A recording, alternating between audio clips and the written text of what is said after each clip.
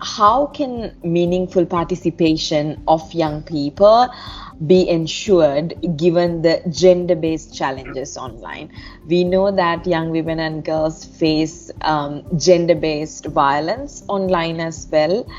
And what are some of your thoughts about how do we ensure meaningful participation in the middle of these challenges online? I think it is very important to remember some things for meaningful participation, because we rely on online for almost everything.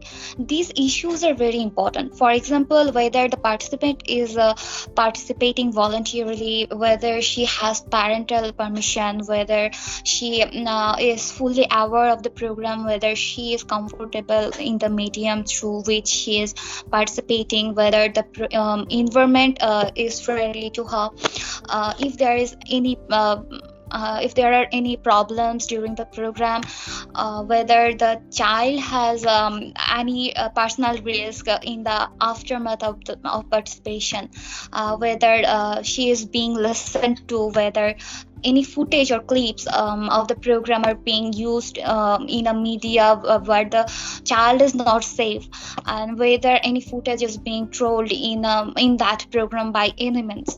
Because when we look around, we realize that it is very easy to humiliate someone through the internet with very small things.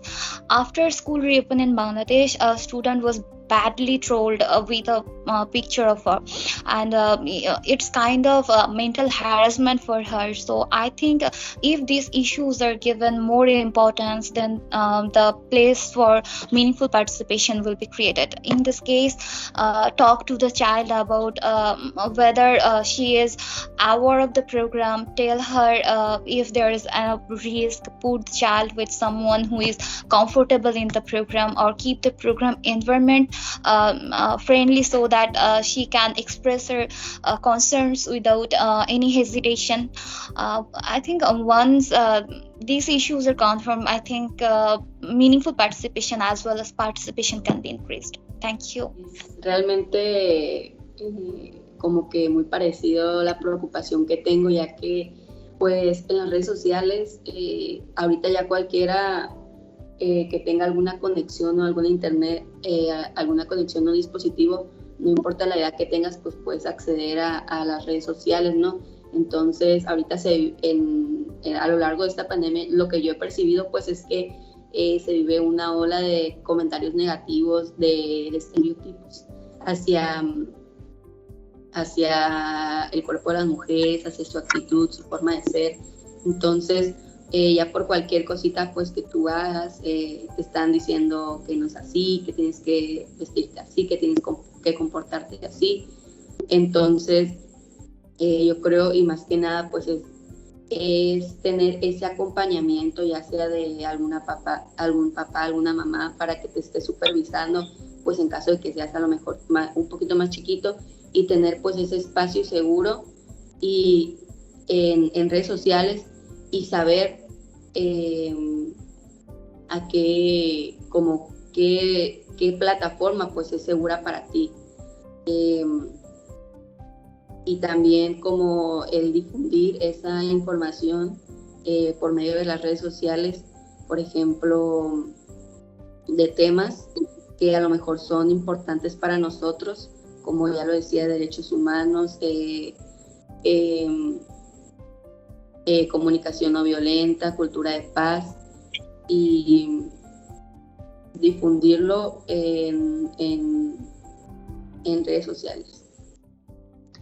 Thank you very much. Thank you, Angeles. I think both of you brought out also two different platforms, right? Sort of online schooling and online engagements that perhaps also happens on different online platforms, and then also the bullying that happens on social media as well. So earlier we spoke about the importance of equal access to internet and technology for young women, but I think we all need to keep in mind that this access do not always guarantee safety.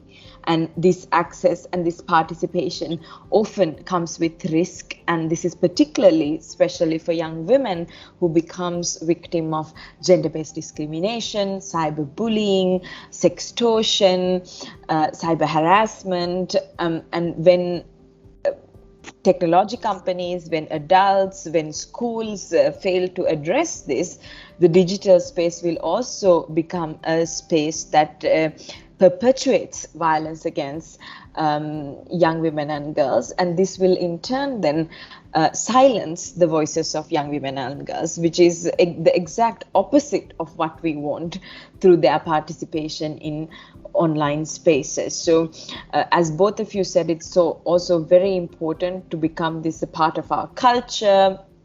I think Angela spoke about how this information also needs to go through social media. This awareness has to go through social media. Topics like human rights, how we communicate that in a non-violent way. There are so many solutions out there.